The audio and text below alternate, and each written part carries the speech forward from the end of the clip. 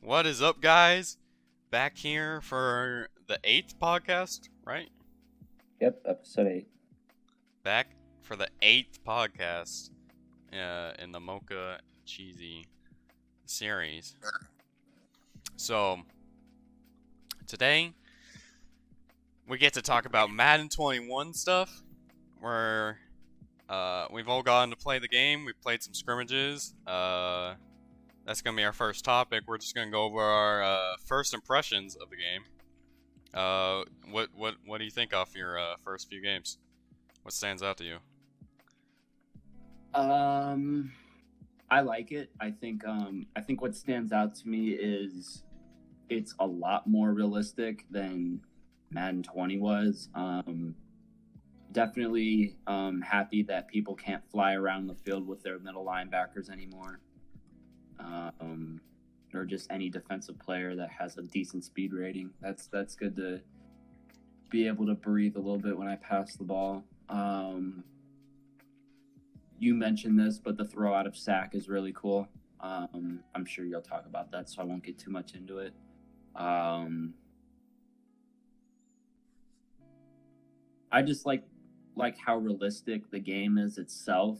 The tackling feels more realistic. I think running the ball isn't as overpowered as it was last year. I like it. So I think Madden 21, besides a couple of noticeable glitches, which can be easily fixed, I think Madden 21's off to a good start. Agreed. I like how it plays. Uh, Definitely still. I mean, it's obviously not perfect. Um, Agreed. The linebacker, everyone feels heavier this Madden, which I think is really good. Right. It kind of like slows the game down. It makes it feel more realistic, and it makes it easier for the animations to go off and all that. Speaking of the animations, I think the tackling feels a lot nicer. It feels overall just smoother. Another thing is even on competitive, I have a hard. Maybe it's just because I don't play with a very shifty running back, but I cannot make people miss for the life of me. I don't think Carson has juked a single person. But even when I'm like running with Lockett off a drag route, I can't make anyone miss. So it's like it feels more rare and special to actually make someone miss, instead of just practically being guaranteed it. Like if you have a shifty, fast wide receiver, you're pretty much guaranteed to make the first person miss off like a short drag route. Right. Last Madden, but this Madden, it feels like you're gonna really have to earn your yards and not just take a slant route 80 yards to the house off 2 juke moves or a stretch play to the house off juking the corner and the safety. I think it feels pretty nice. The throw out of sack feels really good. I love that for helping the sack numbers go down. They kind of like converted a lot of what would be like sack fumbles, since you're throwing while you're getting sacked, into being able to just throw out of the sack and it becomes an incompletion. It feels really nice. Although the game is pretty glitchy still. Well, of course. Yeah. Yeah. Hopefully, I think they'll be able to fix some of those gameplay bugs in the patch that'll be coming out tomorrow. Hopefully, patches along the way will fix stuff like that. No one likes seeing your linebackers go out to to play at outside corner.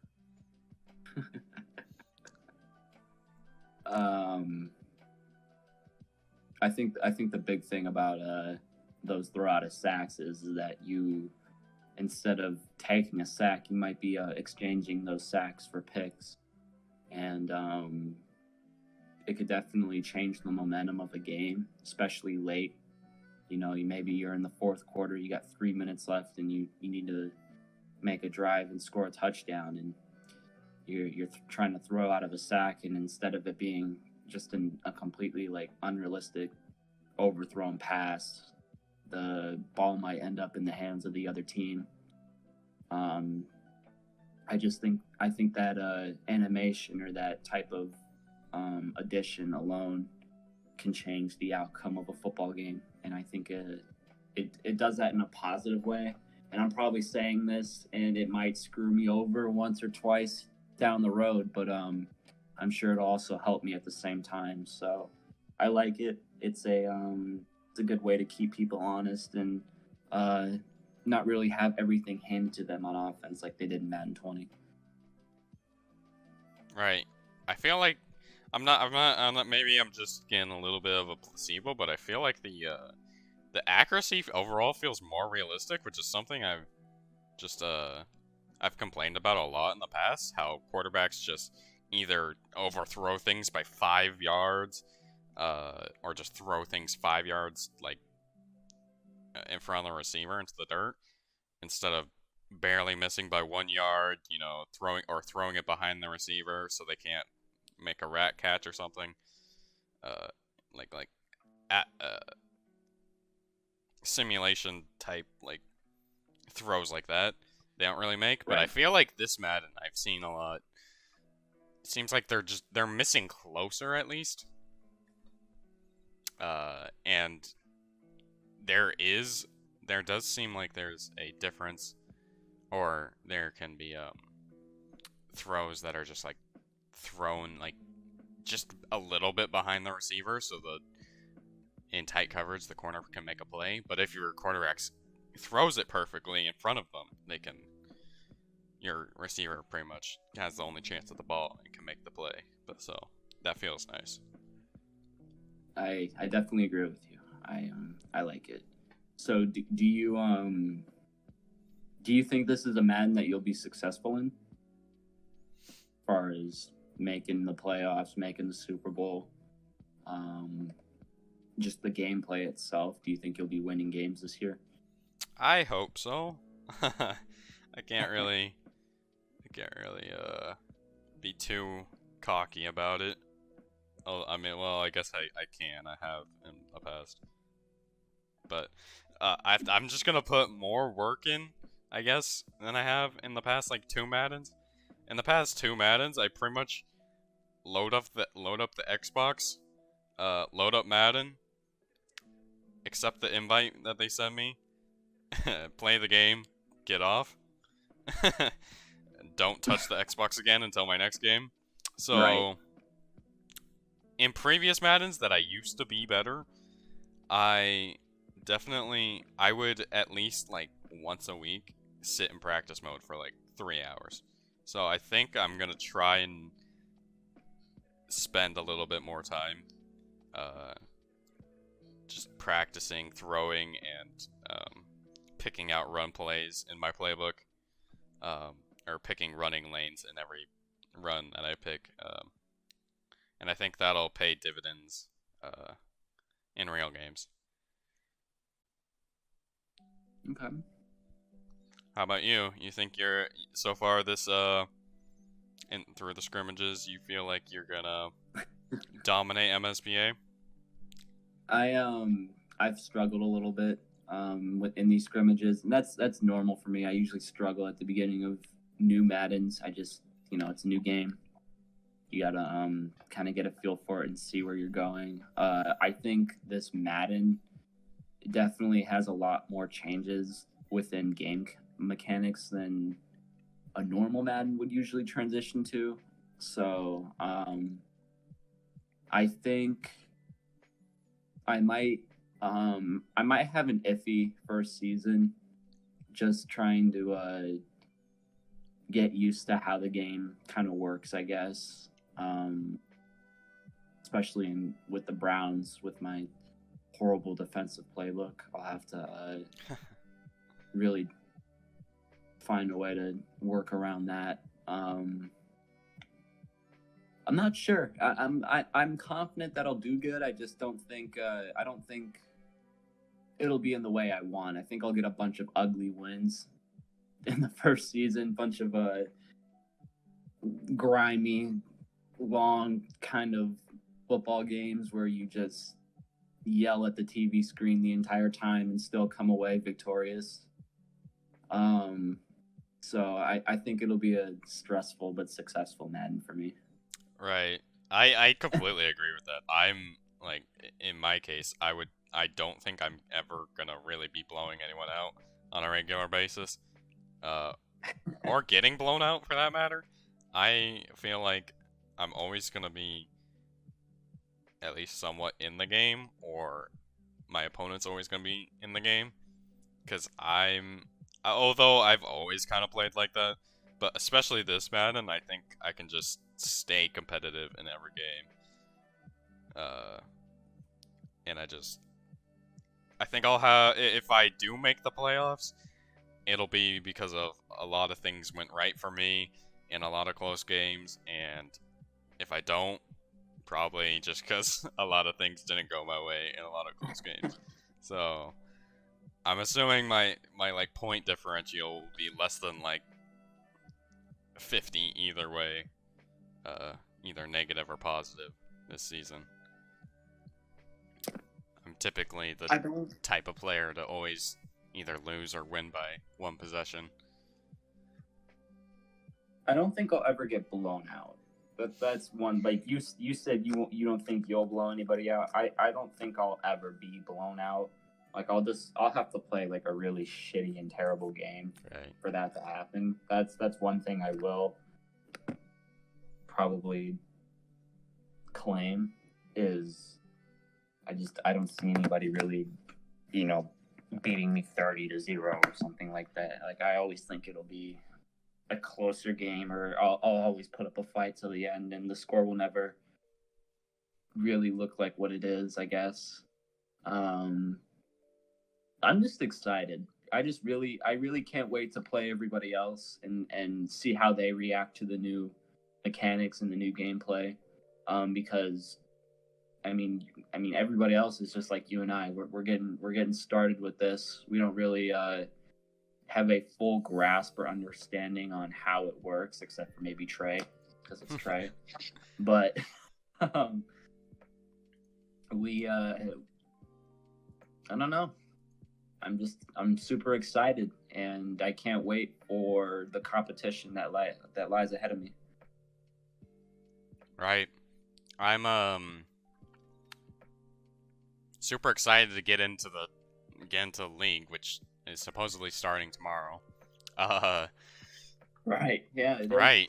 Literally tomorrow we should see some games. I would assume, unless we have some technical difficulties or have to delay it a little bit.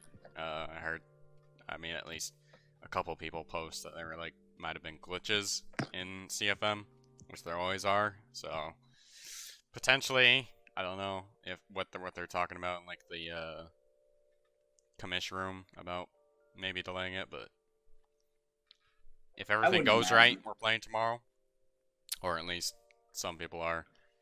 I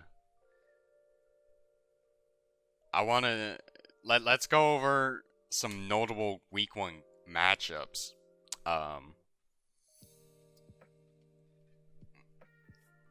One that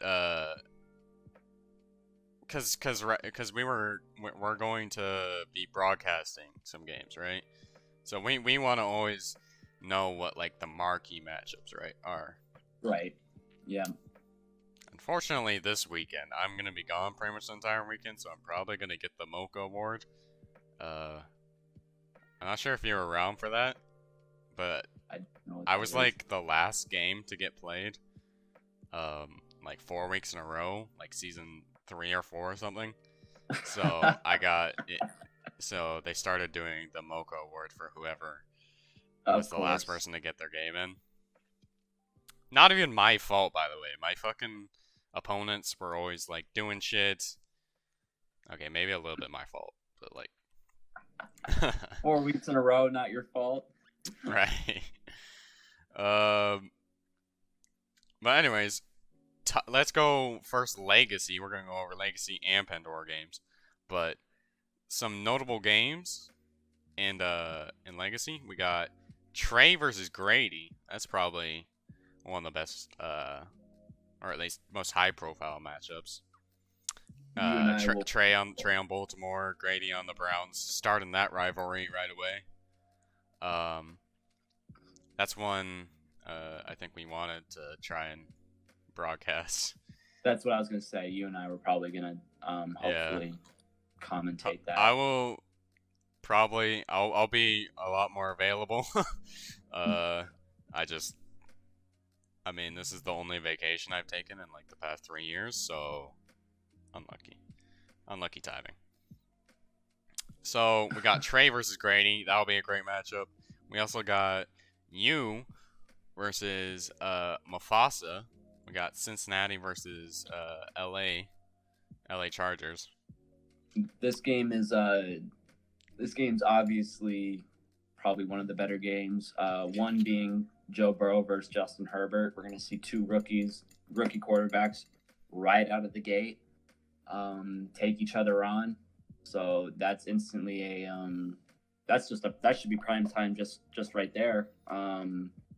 Knowing that those two guys are going to be going up against each other, and then obviously Mufasa and I are consistently making the playoffs every year. So I just think it's a big matchup. It kind of gives a nice little start to the AFC madness that's going on in Legacy. So I'm sure there's been other like rookie quarterback matchups, like recently, but the only one I can think of that was like kind of hype was RG3 versus Andrew Luck with like early on in their rookie seasons. I think they matched up. Maybe. Jameis Winston versus Marcus Mariota, week 1 of their rookie season. That was. I remember that. That was a big one. I think there was another one recently that we're forgetting. I think there was the Baker versus Sam Darnold one. I think, or not Sam Darnold. It was can't remember, but it was Baker. It was Baker and Mahomes, I think, but I don't know if that's a rookie matchup. But it was like a couple years ago or something like that. It was Baker's rookie season. A Baker versus Lamar. That was a big game too. I think. Week 17, so you got to see a whole season. Well, actually, I guess a whole season of Baker, or most of the season. Apparently, Kyler Murray versus Daniel Jones actually played last year. I don't remember that game. Yeah, that wasn't. I guess.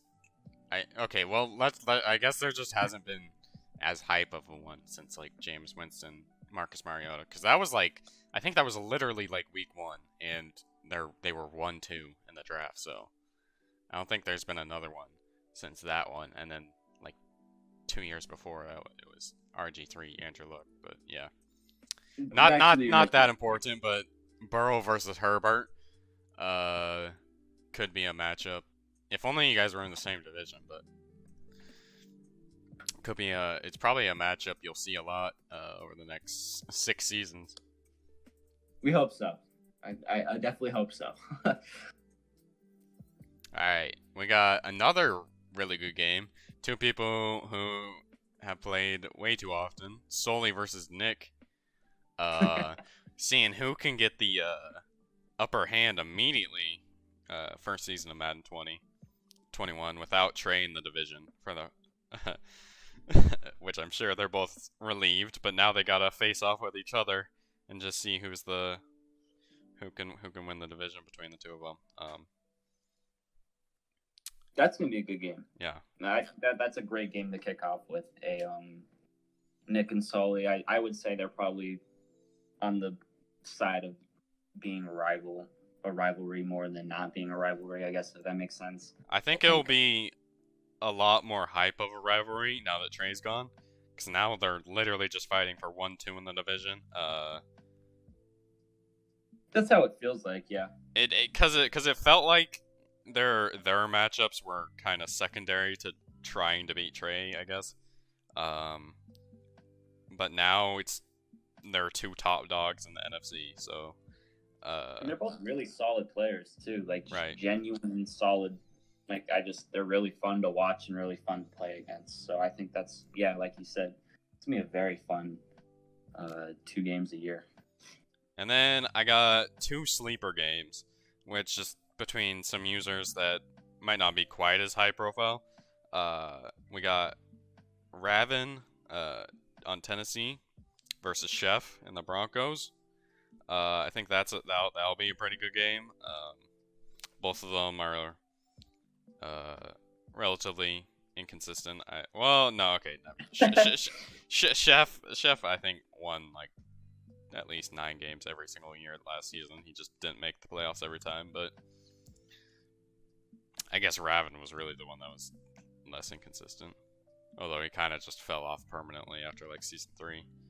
If you break this matchup down, this is a big game for Raven. This is kind of his return. Right. He kind of went quiet at the end of Madden 20 there, and people are expecting pretty good things from him. And this is kind of a feel-out start for Chef. We all know Chef gets hot early starts, so this is an interesting game for sure. I think it's Denver versus Tennessee, right? Yep. Yeah, so 2 good teams, so I'm kind of excited to see how Chef plays out with the Broncos. The Broncos had a very nice draft, right. This year. Jerry Jeudy's scary. We scrimmaged once and he just sliced me up the slot like twice. Oh, he's a speedy receiver for sure. He was nuts at Alabama. I used to watch him. Not all the time, but whenever they were on TV, I'd always put him on. He was always making big plays. And like I said, just kind of a big game for Raven. It would be, week 1 beat Chef. That would be a good way to start off the season. So that's a good sleeper game right there. And then a second sleeper game I got is myself versus Kane. That's Seahawks versus Atlanta. I think this is just a really good matchup between 2 users that are kind of like in between mediocre and like top high tier. I don't know what I was like, kind of like in between being a perennial like playoff contender, or more maybe more like between. Yeah, probably that. It's whatever. It doesn't matter. Okay, but I think me and him play a good game. His offense is definitely gonna be hard to stop. But I don't think he has too many players on defense that can stop my offense either. So I don't know. I think it could end up being a pretty high scoring game, and I think it'll be fun to watch. I can't imagine either of us blowing each other out and not playing some sort of close game. This is I will admit it's a solid week 1 matchup. Obviously, we know the theme of Kane and how he plays. He's got a very hot offense. When he's doing good, it's a very hot offense. Defense, he's usually, it's pretty iffy. It's up in the air. He's got a good user, but I don't know how he's going to handle the new system with how usering works this year on defense. So I'm not sure. As far as you go, this is sort of the same thing for you. You had a quiet Madden 20. I think you can admit that. Yep. 1 playoff appearance, and people know you're a good user. They won't want to admit it because they make fun of you for being quote unquote 13 years old, but you are a good user. And this would be a good win for you specifically. To start out with, it'd be a confidence booster, I'm sure. So it's definitely exciting to see, one, for how Kane comes out with his new explosive Atlanta offense, but 2, for we're obviously going to see Jamal Adams with Seattle. So we're excited to see that, and it's just a good matchup in general. So it's definitely a sleeper game. Yeah, I think it'll be a great game to watch. To be fair, I was probably better when I was 13, so I've since digressed in my skill in this game. But let's head over to some Pandora games. What do you got for us? Yeah, so unfortunately, Pandora doesn't have as many notable games week 1 as Legacy does, but that doesn't necessarily mean anything. There could probably be more notable games as the season continues. Because we don't know about every user, right? So it's like there's less users we know. Well, there's that, but then there's just like all the users that we predicted to be good. They just don't match up against each other week 1. And that's okay. I mean, we can't really control that. But one of the 3 games that I've written down here, this one definitely stood out to me the most, and it was the Philadelphia Eagles versus the Washington football team, which is Kylo Ren versus Calc, and this is kind of a notable matchup for me just because of the simple fact that as we talked about last episode, there was a lot of controversy in this division, in this NFC East. So it just so happens that week 1, the 2 top users in this division face each other. It's Calc versus Kylo. We're expecting big things from Calc this year. Obviously, he's talked his game up, and we expect big things from Kylo as well. He had a very impressive start, and or not start, but he had a good impression on the league. That's what I was trying to say. When he entered, he instantly was battling with Kane in his first game, and it was a close game. He barely lost, but we saw the potential and how good he can be. So I think this is a good. This game will stand out. Right. Yeah. It's immediately gets the NFC East rivalry starting. It'll be a must-watch just for that, even if it's a blowout. Maybe even more so if it's a blowout, because there might be even more trash talk. My only concern for this game would be Washington's base team is terrible. So I just hope, as good of a user as Calc is, it's never easy to play with a shitty team. And the Eagles are a pretty decent team. They usually get rated higher in Madden than they're supposed to be. I feel like they kind of get a little bit of a bias towards their team, but I think this will be a good game. I don't think Washington's that bad, to be honest.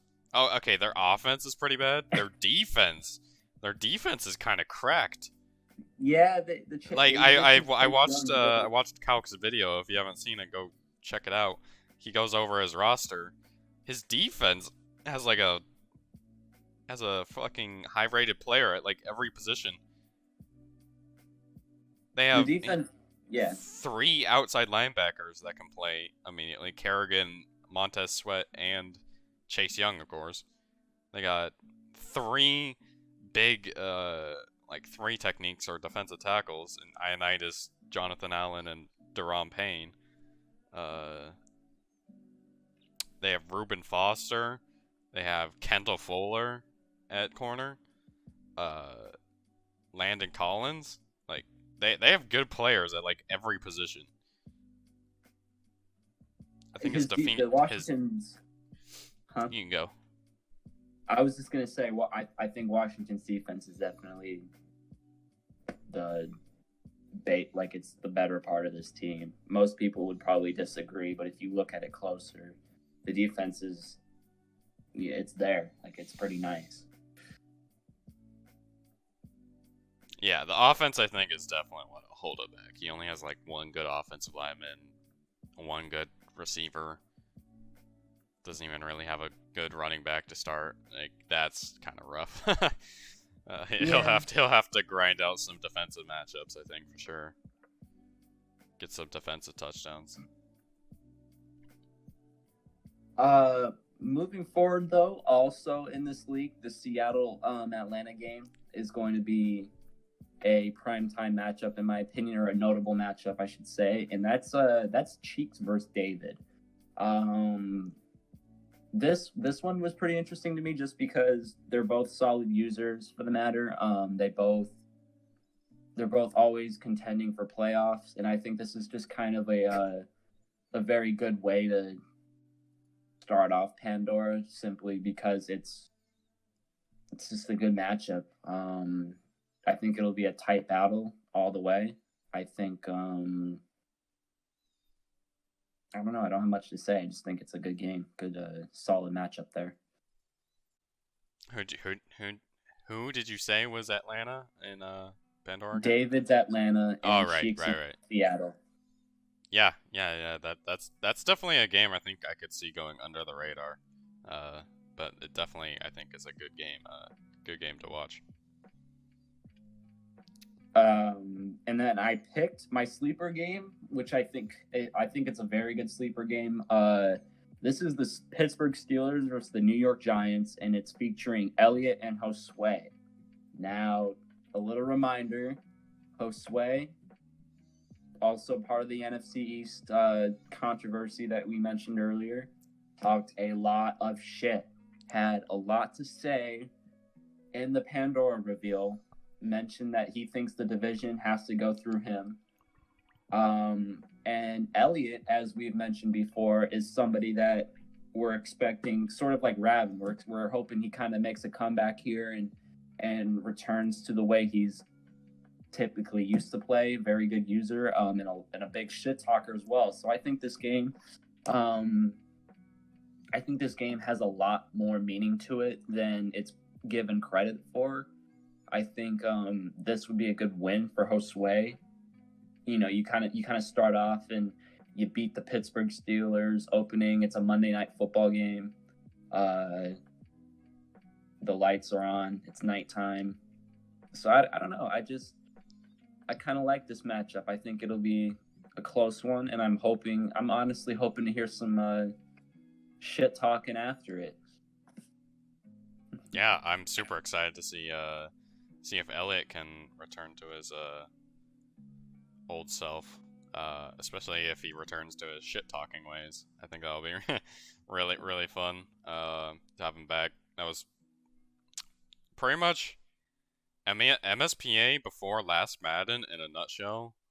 Was Elliott was still Trey winning every Super Bowl. But then Elliott and Hi Guy, who is no longer with us, solely is carrying on his legacy as the Lions. But those two just constantly going at each other in general chat. They always just receiving warnings for fucking going at each other, but they were like the lifeblood of the league, and that was really fun. So I really want to see Elliott kind of bring it back. I mean, he doesn't have to bring back like his trash talking ways, but I think he can bring it back in his gameplay. I think this would be kind of funny if Josue lost as well. Like, you can't even, it would be kind of like you can't even beat the Steelers. What makes you think you're going to win the division kind of game? I don't know. It spoke out to me. I'm looking at that matchup and thinking about everything that's been hyped up and talked about. I think there's just kind of an irony behind this game, no matter what the result will be. So I'm just excited for it. Yeah, it'll be fun. Looking forward to the start of the leagues. We already got some action before the league even starts. We got some trades going down. Just agreed to before anything's even happened. You want to go over the trade, the biggest trade that's happened? Yep. So this was a legacy trade. This was between the Los Angeles Rams and the Miami Dolphins. West Coast, aka Alex, He's trading with Drew locked and loaded. The Rams are giving up Cooper Kupp, John Johnson, and a 2021 third round pick for Eric Rowe and a 2021 first round pick. This was interesting, Mocha. I think this was a big move in terms of Miami trying to surround Tua with some better talent here. Pretty early. Cooper Kupp is he's a pretty good wide receiver. He's very efficient with how he plays his game. I think he'll make a good fit in Miami, and I think the other thing that spoke out about this trade was I don't know if Alex. I'm not sure if he feels like he's going to compete in the first season. That's what that first round draft pick is telling me, is that he's trying to free up some cap space because obviously he's going to have to pay Jalen Ramsey and Aaron Donald in the future.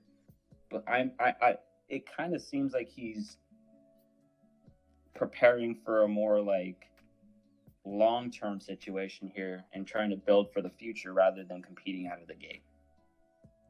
Yeah, it's training away two good players. I feel like John Johnson goes a little bit under the radar here because Cooper Kupp's definitely the better player.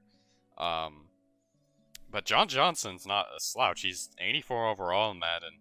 He's only got 85 speed, so that's why he's not really like a hot commodity. But if you just play him at box safety, he's got 80 man coverage, 84 zone. The man can tackle. Like, he's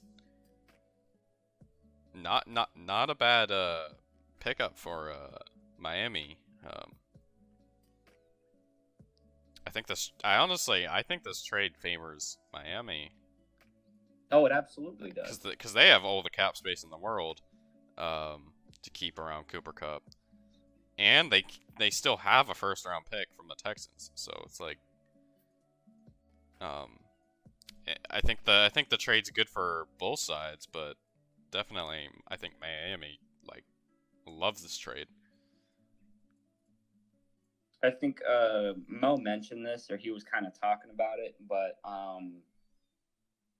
it was really smart of Drew to attack a team, or not attack, but go after a team that he knew would have a very bad salary cap situation in the near future, and he knew that Alex immediately needed to move some players that he would have to pay maybe bigger money for. He just simply went after him. He threw in the first round pick, and he's surrounding his young quarterback with talent, and that's typically what you need to do. You need to give Tua some people he can work with, because you're never really going to know the full potential of your quarterback or your young star until you surround him with at least some players. You know, like I don't think Dwayne Haskins has been really given a fair chance since he's been in the NFL with the Washington football team. I don't think there's just enough talent around that offense right now that we really can just start judging Dwayne Haskins. And I think doing this for Tua in this instance is a very smart move for Drew. Wasn't Haskins a rookie last year? Yes. Okay. That's what I'm saying though. Like people are jumping to the conclusion that he's not a good NFL quarterback. Right. I just don't think he's been given enough talent to yeah. Like Jared Goff got he had literally like one of the worst statistical years of any rookie quarterback.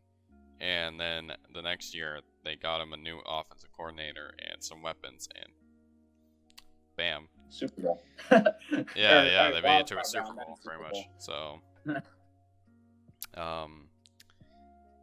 some other trades, not quite as high profile, but Mo doesn't know how to be original for Madden and just trades for Zach Ertz again. Really? He did that? I didn't even see that. Yeah. he trades for Zach Ertz. He gives up a second and third round pick, and then a conditional second or third in the 2022 draft. So Philly, Brad obviously doesn't like Ertz that much. Or maybe he does. He just wants to get rid of the contract, and he has Goddard anyways, so it's not really that big of a deal for him.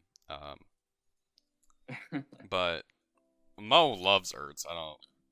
And honestly, Ertz is a fucking monster. I hate playing against him. It's just he just chucks the fucking ball to Ertz when he's not open, and Ertz comes down with the ball. It's so annoying. No offense. This dude does not deserve to convert that 3rd and 10. He just chucked it to Ertz, and then the dude just mosses my safety. And yeah, I think it's a good trade for both sides. Well, Mo's given Kyler another weapon, and Philly's getting rid of a contract to help their cap situation and gain some picks. I guess this is a bit of deja vu, with Ertz going to the Cardinals, and I mean, if we're in Mo's situation, this Cardinals offense is already high powered. Adding Zach Ertz is just, it really brings it to a whole different dimension of how good this Cardinals offense can really be this year. I think what Mo's doing here is he's going with somebody that he's comfortable with and has played with before, and I don't think there's anything wrong with that at all. I think he's dumb. Ertz, huh? I think he's stupid. I think it's a little tacky, I guess, if that's the case, that he did have Ertz to kind of go for him again. It's just like why not try something new? But what was he's too scared of losing his best GM title, so he's just got to go with the guaranteed moves. I'll tell you this: Mo's not going to have an excuse to lose this year. True, his team's actually good. Like, you can't say the Cardinals are ass because they're not. And this is a good move for Brad. Like you said, he's getting rid of a contract, and I think he can do something with a 2nd and 3rd round pick. Potentially, maybe draft more talent for Carson Wentz, I would hope, if he does end up sticking with Wentz. So, well, depending on how he uses those draft picks, it could be a very successful trade for the Philadelphia Eagles. Yeah. Another trade already announced. The New York Jets are sending Jabril Peppers to the Colts for a 2nd round pick. Do you mean Giants? Yeah. The Giants are sending Jabril Peppers to the Colts. To pair with Malik Hooker. That's a pretty scary safety combo. I also think this is kind of tacky, just for the simple fact that Cush had the Giants last year, and Jabril Peppers was his standout defensive player. I think he knows what he's doing here by getting Peppers back. I think you're just mad that the Browns traded Peppers.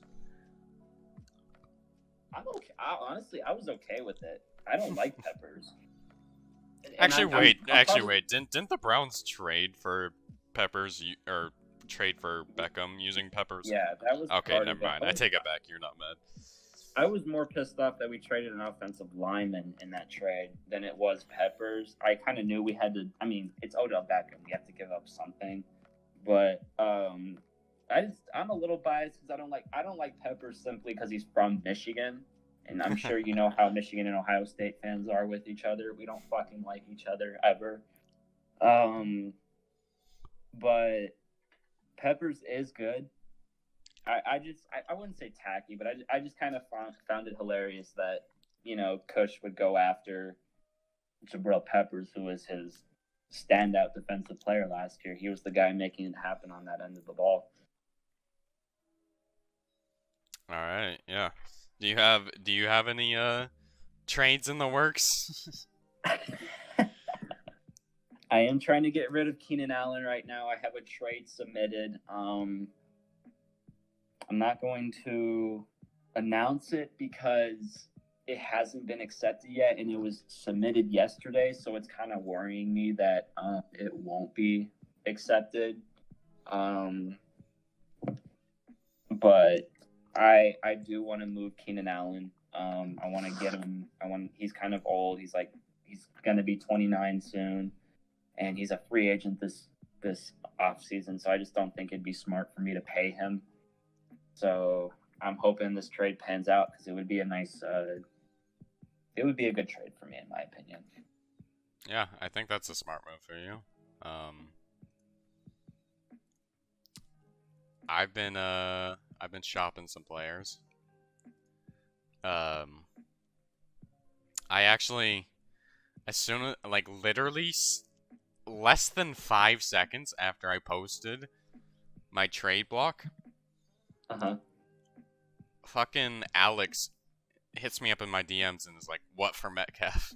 It's like, dude, this dude was prepping that. He saw me typing or something, and then was waiting my DMs. And I totally forgot that he was in my division. I'm not gonna trade in my division, but I actually I was going back and forth with him, like talking about it, and then I realized, wait, he's the Rams. I'm not gonna fucking trade with him anyways. That's funny. I've been shopping Trey Flowers though. A few people are interested in him.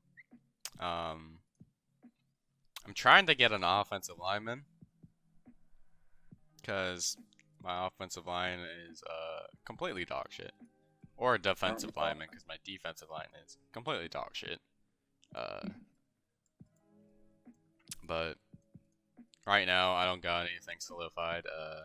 Just gonna keep shopping around, looking for some people I'm interested in. Hit some people up.